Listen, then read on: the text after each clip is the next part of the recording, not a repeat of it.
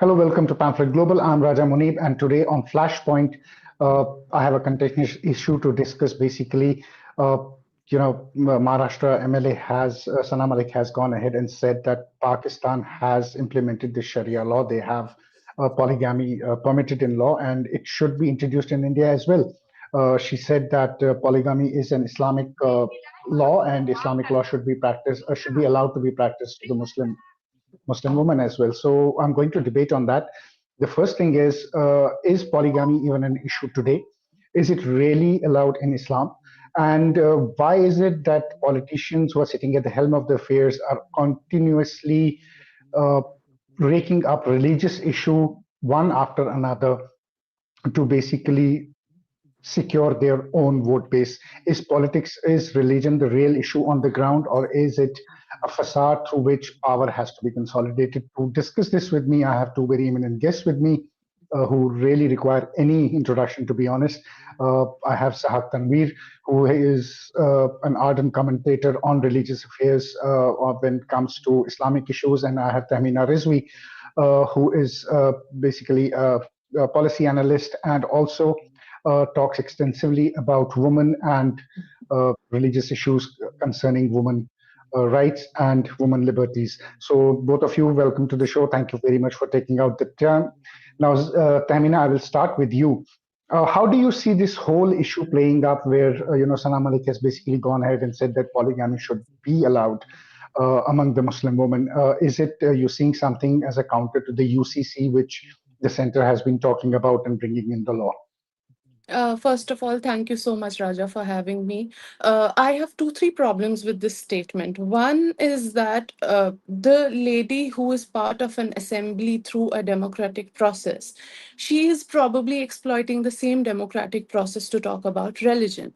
Where when we talk about this country is a democratic country, of course, and she is also comparing it to a country where they are known for exporting radicalization, and they're known for their internal chaos. So basically, this fallacy of comparing apples and all oranges, primarily because you think that Muslim population can be compared.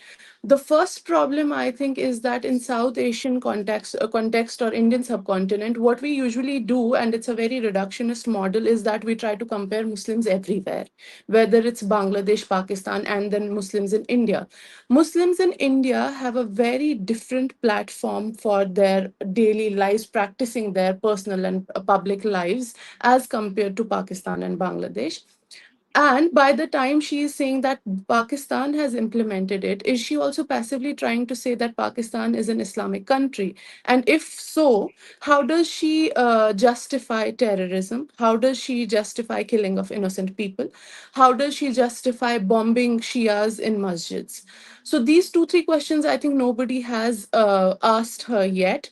I did happen to see some new of her justifications where she said that she was not entirely posing the question of polygamy, and she was mentioning that, these debates should be discussed about when we talk about Muslim women. Being a Muslim woman herself, has she even tried to ask other Muslim women that are they ready? This is about the dignity of women. She is standing at a, I would say, at a patriarchal juncture where she is trying to defend what is okay for men. And you're not asking Muslim women what is okay for them. And in fact, when we shift it to a very religious debate, we should understand that times have like we have moved very forward to discuss religion in assemblies.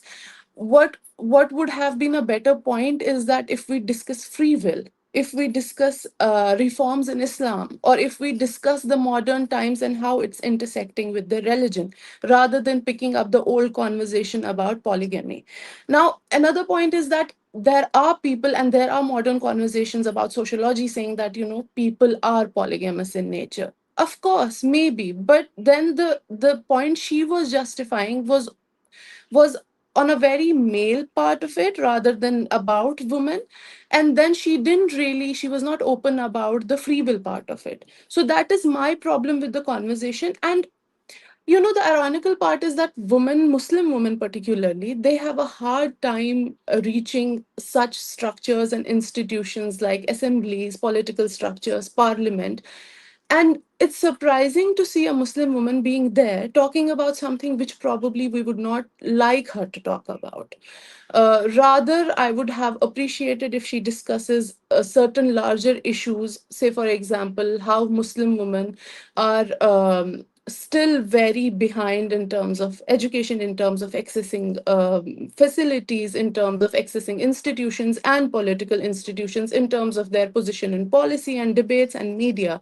Rather, she is going back to a very old school explanation of polygamy. It's actually very surprising for me. Okay. Zach, I would like to ask you one thing on this whole debate of polygamy, right?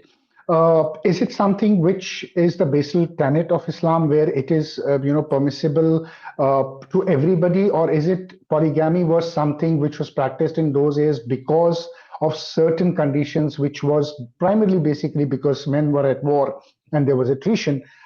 To basically, save women from being on their own. They wanted somebody because the structure was then. Was it something which was at the time of the era, or do you think it is something which should be active debate, point of discussion even today, and especially by a politician who is sitting in a democratic, institution herself?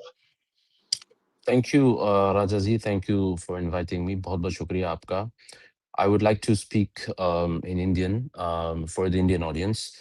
देखिए इसमें दो तीन चीज़ें हैं. पहली बात तो ये है कि ये जो है मैंडेटरी चीज़ नहीं है इस्लाम के अंदर. मैंडेटरी नहीं है. इनफैक्ट जो सूरह निसा में बताया गया है कि आदमी 4 शादियां कर सकता है. पिछले रिलीजन्स में ऐसा था कि आदमी 1 से ज़्यादा, 4 से ज़्यादा भी कर सकता था. कोई रेस्ट्रिक्शन नहीं था. In fact in Kenya, in Nigeria, in Ethiopia, in Eritrea, even the Christians they marry more than 4. वहाँ पे कल्चर है, वहाँ पे 6-7 करते हैं. और इनफैक्ट अगर कोई शादी नहीं करता है वहाँ पे, तो उसके हस्बैंड के ऊपर शक किया जाता है कि may be he is not medically fit. तो वहाँ पे औरतें खुद ढूँढ के लाती है, वो उनका कल्चर है, वो अलग बात है. तो बात ये है कि क्रिश्चियनिटी में, जुडाइज़्म में और मल्टीपल फेथ्स में मल्टीपल वाइफ्स का कॉन्सेप्ट रहा है. But now coming to Islam, इस्लाम ने उसको डिफिनिट कर दिया है, कन्फाइन कर दिया है कि 4 के आगे आप नहीं जा सकते.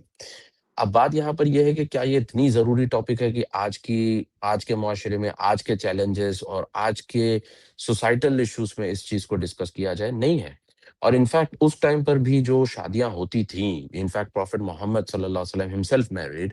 सो उनका जो नेचर ऑफ मैरिजेस थे वो सारा का सारा पॉलिटिकल था. वो किसी कबीले, किसी ट्राइब की लड़की से शादी करते to make the alliance with that tribe, so that वो ट्राइब उनकी साइड आ जाता. और इनफैक्ट ये बड़े-बड़े राजा महाराजाओं में पहले भी हुआ करता था. तो उस टाइम की चीज़ थी, उस टाइम पे होती थी. नॉट नेसेसरी कि आज उस चीज़ को इतना बड़ा डिबेट का मुद्दा बनाया जाए कि पार्लियामेंट में उसके ऊपर ठहर के बात की जाए. और उसी सूरह निसा में जहाँ पर ये बताया गया है कि तुम 4 तक शादी कर सकते हो, उसी सूरह निसा की 19th आयत में ये बताया गया है कि तुम अगर इंसाफ नहीं कर सकते तो तुम्हारे लिए एक बेटर है. और ये भी बताया गया है कि इंसान बाय नेचर जो है वो एक की तरफ माइल होता है, यानी कि इंक्लाइंड होता है. तो ऑब्वियसली इट इज प्रेफरेबल कि तुम एक से शादी करो और उसके साथ अच्छे से रहो. In fact when you go back in the history you would see that the सहाबा who married more than 4 were the political people. Non political लोग इसमें इन्वॉल्व नहीं होते थे. तो आप इन जनरल देखेंगे तो ये एक टाइम बाउंड चीज थी, उस टाइम पे होती थी. बट इट डजंट मीन कि ये खत्म हो जाएगी, ऐसा नहीं होगा. क्योंकि human by nature is, as Tahmina was also mentioning, कि पॉलीगेमस होते हैं लोग, वो उनके नेचर में होता है. So you can not stop them. May be वो शादी करेगा या फिर वो अफेयर करेगा या कुछ और करेगा. वो तो एक पर्सनल चॉइस होती है किसी की. But at the same time I would say कि ये जो मुद्दा इस तरीके से एक लेडी होकर उसको आप पार्लियामेंट असेंबली में डिस्कस करें, एट द सेम टाइम आप ये भी वहां पे पाकिस्तान की मिसाल दे रहे हैं. पाकिस्तान की मिसाल देते हुए दे रहे हैं कि वहां पे कुरान को इम्प्लीमेंट किया गया है. भाई एक तरफ आप तो बात करते हो सेकुलरिज्म की, एक तरफ आप बात करते हो डेमोक्रेसी की, एक तरफ आप बात करते हो कि अम्बेडकर की, एक तरफ आप बात करते हो कॉन्स्टिट्यूशन की. और एट द सेम टाइम आप जो है कुरान को, हदीस को, शरिया को भी लेके आते हो उसी यानी कि लॉ मेकिंग यानी कि असेंबली के अंदर, तो ये तो बात खुद अपने आप को कॉन्ट्रडिक्ट कर रहे हो। तो तहमीना ने अच्छी बात कही है अभी, उन्होंने कहा है कि भाई जहाँ पे रिलीजन का जरूरत ही नहीं है वहां पे आप रिलीजन को जबरदस्ती खींच के ला रहे हो। इनफैक्ट इंडिया में ऐसा नहीं है। आई आई नो कि यूपी में भी गवर्नमेंट एम्प्लॉयज को, मुस्लिम गवर्नमेंट एम्प्लॉयज के लिए कहा गया था कि जो जो मुस्लिम गवर्नमेंट एम्प्लॉयज है they have to claim the polygamy relationship, जो उन्होंने दूसरी शादी तीसरी शादी की है वो, ताकि उसको रजिस्टर करें, ताकि कल के दिन जो पीएफ होगा या फिर जो स्टाइपेंड होगा या जो भी होगा वो प्रॉपरली डिस्ट्रीब्यूट हो सके। तो ऐसा नहीं है कि उसको बंद कर दिया गया है। इनफैक्ट इंडिया में लोग करते हैं, दुनिया भर में लोग करते हैं। ये कोई ऐसी चीज है कि जिसको आप स्टॉप नहीं कर सकते। बट द सेम टाइम मैं ये कहूंगा कि जहाँ पे दूसरे मुद्दों पे बात हो सकती थी, एजुकेशन पर, इंफ्रास्ट्रक्चर पर, मुस्लिम सोसाइटीज जो घेटोस में रहते हैं उनकी हालत बद से बदतर होती जा रही है। तो इश्यूज बहुत है बात करने के लिए, चार चार इशू नहीं है। Right, which brings me back to the primary question, Tehmina. Time and again, we have been seeing people who either are in power, Muslim representatives, or in so-called media. They are always advocating about either, polygamic issues, either hijab issues. Why is it that these people who claim to represent the larger Muslim population are time and again indulging in debates which are not rising above, let's say, right of hijab or right of polygamy? Why is it not moving towards, as Zach and you rightly said, why is it not moving towards the betterment of life? Why is it not moving towards education? Why is it not moving towards emancipation? Why is it stuck in still in that four boundaries of hijab and polygamy, or associated issues with the religion? Why is it so religiously contentious for these people to just talk about religion? I think I'll get a lot of backlash for saying this, but the hangover we have as Muslims to present that either we are good Muslims or not, that is the main problem. And in fact, the people who are representing us, even at those positions, the primary motive they have is to prove to the society that even after political procedures and all of this, we are good Muslims. So they continue to talk about religion and all of that. And it's, I told you, it's surprising because the very structure they have surpassed to reach that position. I would have appreciated them talking about socio-economic issues, and rather, I would appreciate somebody picking up the conversation about reforms in Islam, which is much Mm, needed. But they will pick up the old systems, and by the time we are talking about these systems, this is very relevant to something, and Zahack would agree. This is very relevant to something in areas like Middle East, and where these practices were earlier there for certain reasons. There was a reason behind what was practiced in Islam in Saudi and other regions. India has a very different structure of Islam because India, as a diverse and democratic country, it has a very different version of Islam, which did, of course, manage to coexist with other religions, and which has its own identity. Indian Islam has its own very different identity. It cannot be compared to Iran. It cannot be compared to Saudi. It cannot be compared to Pakistan. So I think this is very, I told you earlier, this is very reductionist. And as a Muslim woman, I would say it's very exhausting to even at this point sit in debates telling people that this is not what Muslim women want, and we are reduced to polygamy debates. And I think it's very mm. exhausting. Zach, That's true. Tamina has touched a very, very, very, pertinent point, which is about reform in Islam. Now, Yeah. how much scope do you think that there is actually of reform in Islam, and what are the kind of reforms we are talking about when we say that we need to, have reforms in Islam? So, where do you see this on the Indian scale? Where do you see this conversation going on in the society? One, two, in also in the Muslim intelligentsia of the country. See, when we talk about reforms, reforms have already taken place in Singapore, in Malaysia, in Indonesia, in UAE, in Kuwait, in Qatar, even in Saudi Arabia. But the problem in Indian subcontinent is that when you talk about the reforms per se, the word reform, people start to believe that you are talking about changing the entire religion. They believe that it's actually the attack on your religion. They believe that you are trying to take away their identity. So that's the reason people become extremely defensive. So The first thing is that the reforms should happen from the community itself. So, for example, if an external entity says that you need to change this and this and this and this, so people take that as an attack on the religion itself. So, when you ask me about the reforms in the Indian society, I really have no hope, to be very honest with you, especially in this subcontinent, because when you talk about even the minor issues like niqab and certain issues, the people take it in a very negative way. So that's the problem.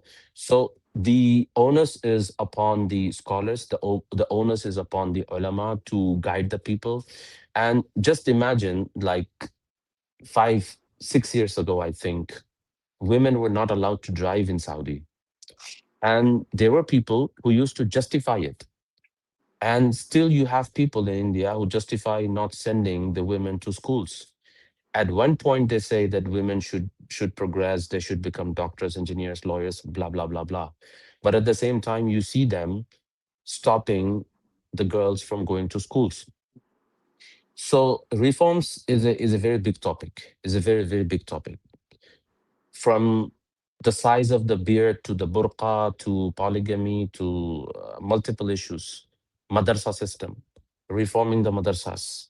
And even when it comes to the music, I mean, there are a lot of things to discuss about. And I don't think so that the Indian Muslim community is ready to even talk about it. Okay, so Tamina, tell me something. If we observe the change in the Indian society, in the Indian Muslim society, let's say 2 decades back, the culture of burqa or hijab was not very prevalent. It came with the evidence of the, with the Wahhabism which traveled from the Saudi. And that's the justification which was given by the ulamas or the maulanas on the ground that, we need to find, we need to follow what Saudi Arabia, the kind of Islam Saudi Arabia practices. Now, what is stopping the same ulama or the same Maulanas from saying that the Saudi Arabia is basically going into reforms? They are doing away with it. If we had followed their tradition or we had followed their kind of Wahhabism, why is it now they are, resistant to reverse that? I would say radicalization or reverse that procedure and say that we need to follow what Saudi does and we need to do exactly how they do. Why is there a resistance on the ground now? Do you think it's related to political Islam, or do you think it's related because now they believe that they are more Muslims than the Saudis themselves? Yes, it is definitely related to the political aspect of it. And in fact, the whole flashpoint of this conversation around polygamy in Maharashtra Assembly was because Maharashtra Assembly had formed a committee to discuss UCC. So it has come around the same time, the debate of polygamy. The political Islam part of it, I think one reason that right now they're not ready to take on the conversation in terms of Saudi shifting the structures and where they are open about females driving. Now there are a lot of fashion shows, in fact, which recently happened in Saudi. Uh, I think while Middle East has transitioned from that part, and that precisely for Middle East as well was not through religious reforms, it was through the agency and the relationship they had with different stakeholders. That is what brought a change in their way they're looking at Islam. Now the Maulanas now the Maulanas back here who are in India, they were, of course, partly the stakeholders in exporting Wahhabism and teaching people about it. They're somewhere stuck in between where they know that Saudi has transitioned from this position, but now they're in a very confused state whether they should keep the political Islam image of it, or rather, if they shift now to the modern part of it, how Saudi is doing, what are the chances that they will lose the access to stakeholders? Because there are multiple powers at play, we are aware. So that's how they are somewhere in between the transition. And political Islam, it's a very thorough debate. It has been discussed earlier in India as well. Whether we are, even all of the Muslims, are we ready to discuss that? Do we want to keep political Islam as our face? Or do we really want to get onto the real interpretation of what Quran had mentioned? But political Islam has been serving these people over all these years. So wherever the motive is, and that's where they're standing. Mm, Zach, coming out of the Muslim countries, and we know how the Saudis or the Gulf countries operate, right? But look at the mm, same Muslims who go from subcontinent, especially from India, and they go to countries, let's say like Europe, or they go to countries like USA. There, they don't have a problem following exactly the constitution that the United States of America basically has, right? They don't yeah. demand a separate constitution there. They don't demand a separate Sharia there. You have pockets where these demands come from, but by and large, the Muslim community from the subcontinent is very happy living in a democratic setup. And Hussein Obama is a proof that, being a Muslim, you don't have to appease the Muslim politics to become a president of United States. Why is it then when in a democracy like United States, you don't have a problem and you follow the law to the hilt, but when it comes to India, you exactly have a separate issue with it, or when the UCC comes up, you want to oppose it because you think it's un-Islamic. How does this work? Yeah, that's a touchy and sensitive topic. But let me tell you, this is not the problem only in India. It's also the problem in the United States as well. To be honest, it's kind of a reflection of what happens in India and the United States, and what happens there. It also reflects in India as well. So before the World War II, when the immigrants would travel from subcontinent, from the Arab countries, from Egypt and other countries to United States, the first wave, as Dr. Ali Rashid Noemi, the UAE writer and author, he showed the problems, and he said that, before this, the first wave happened. In the first wave was assimilating with the non-Muslims. They were very comfortable with the constitution of the local constitutions. They were very comfortable with the local governments. But after the World War II, after the emergence of the Muslim Brotherhood and also the Jamaat Islami, the second wave started. And the second wave, which went to the West, it actually started to revolt and rebel against anything and everything the government was trying to do. And the Muslims in the subcontinent, they were trying to emulate them. And in fact, Dr. Ali Rashid Noemi, he mentioned that the Muslims from subcontinent, they went with the ideas of, because they were colonized by the British, they were colonized by, different, powers. So they had this grudge, and then they went with the same thing to the West, and they started to do the same thing.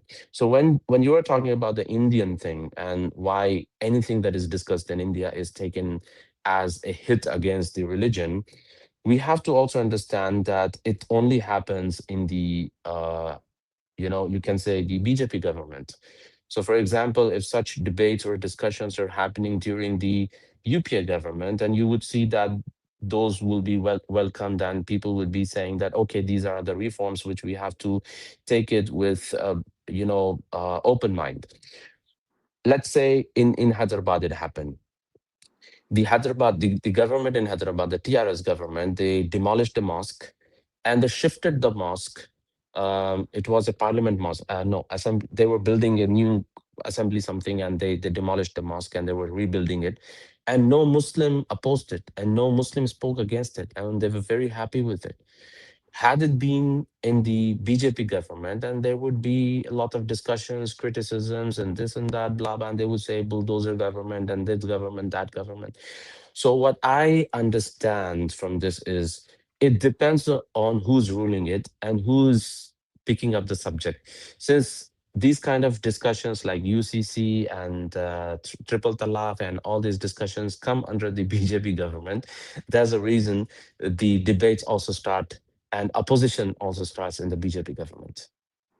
True, but if we look at the reality, the NRC was actually proposed by the Congress government in Assam. Yes, They were the one who went to the Supreme Court and talked about it.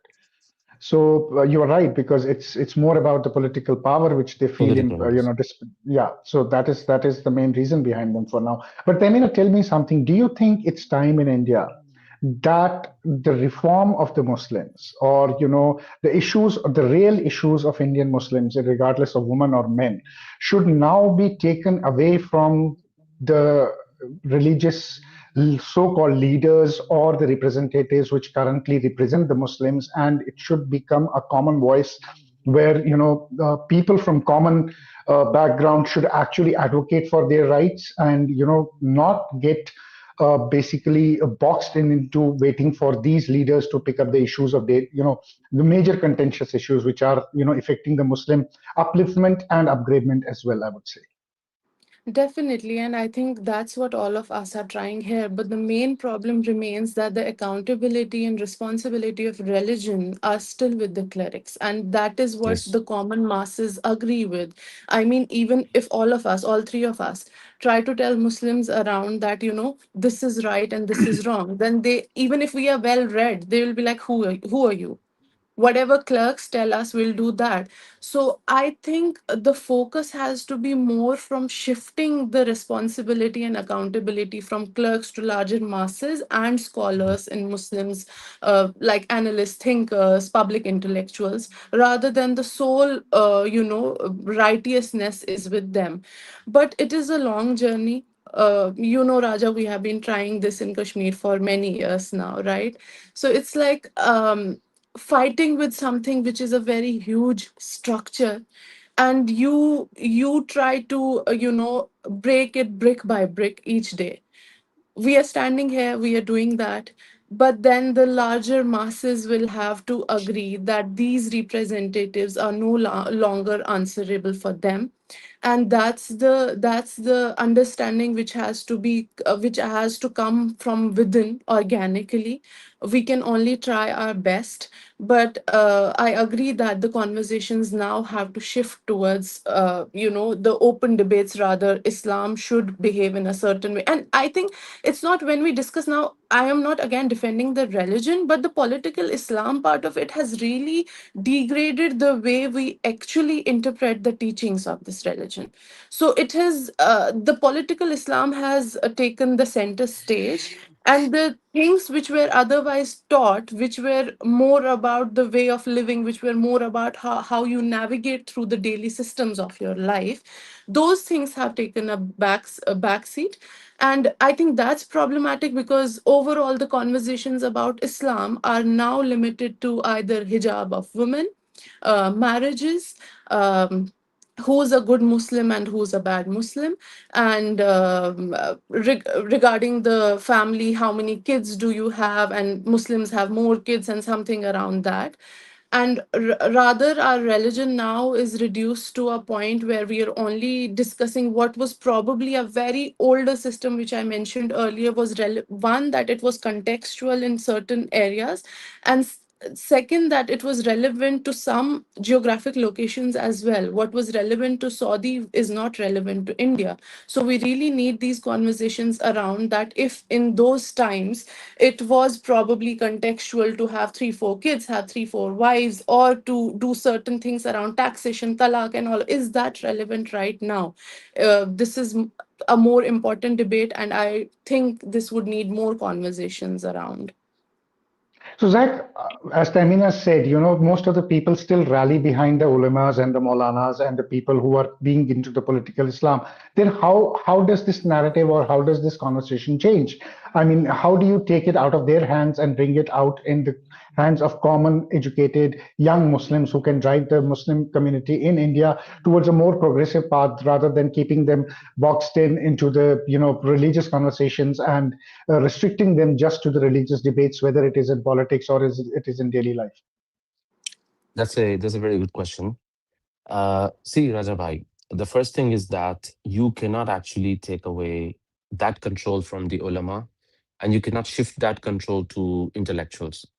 That's not practically possible. But how did the Arab governments deal with this problem? They took control of the ulama. The same thing happened in France. The French imams were traveling all the way to Turkey. They were coming back with the Turkish agenda. And most of the Islamic centers, the Dawa organizations, and most of the Islamic community centers in France were handled by Turkey, were funded by Turkey, and sometimes Iran. So when these kind of institutions are funded by external governments, obviously they will carry the external agenda, or the reforms may not happen. So what French government did, they said that all the imams who traveled to Turkey should come back and should do a bridge course in which they have to speak the national interest and what aligns with the national interest. The problem in India is that the imams, though we have the Imam Council, though you have the All India Muslim Personal Law Board and this board and that board, but the imams in those boards are not aligned with the government. But yes, it happens during the Congress government if the Congress government is in power. So the Deoband and the Barelvis, they will definitely, the ulamas will definitely be handpicked by the government, and they do it. For example, let's see in Hyderabad. In Hyderabad, you have Asaduddin Awesi. Asaduddin Awesi, every now and then, he hosts Majlis Ulama, Majlis Shura, and this and that, and he gets all the ulama on one stage.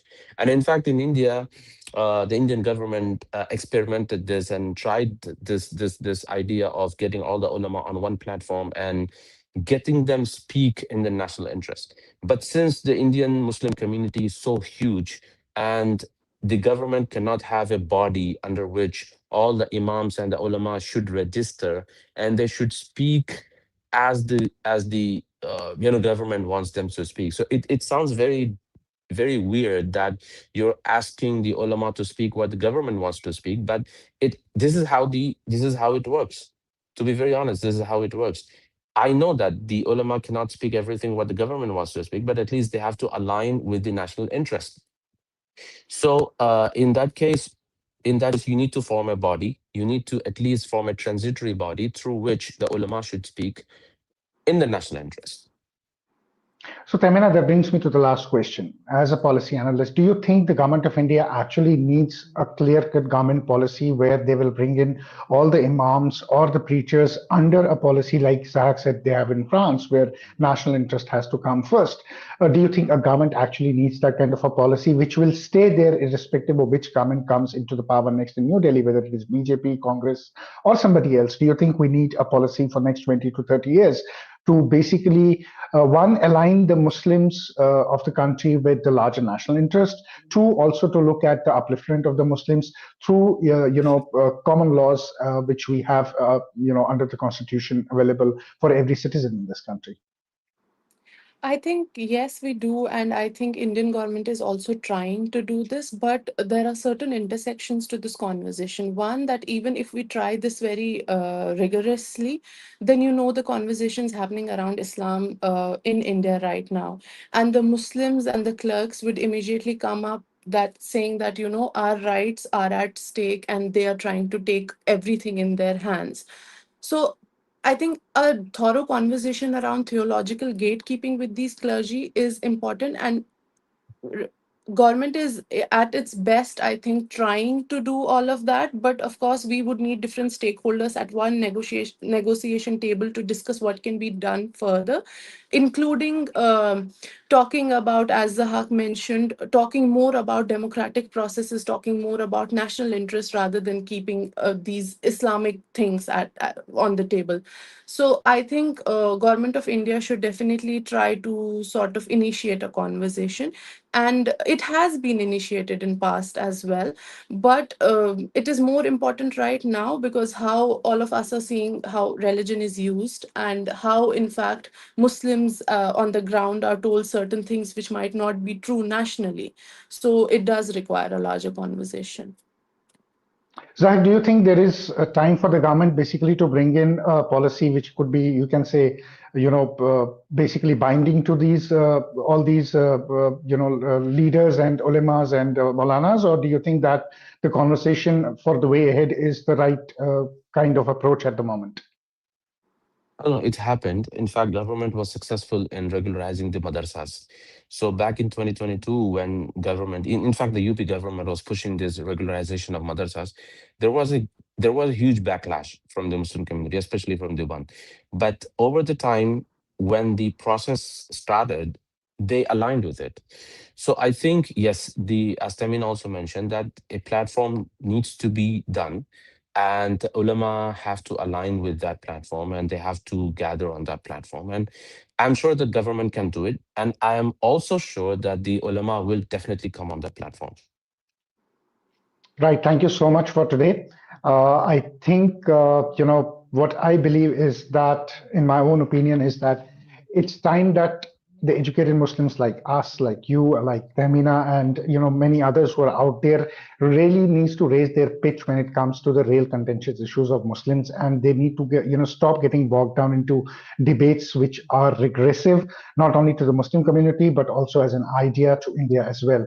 So with that, I would like to end this debate. I thank you, both of you, for being on the show today and taking out your valuable time. Thank you, Zahack. Thank you, Tanvir.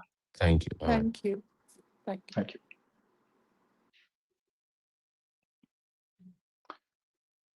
Shubham clear ठीक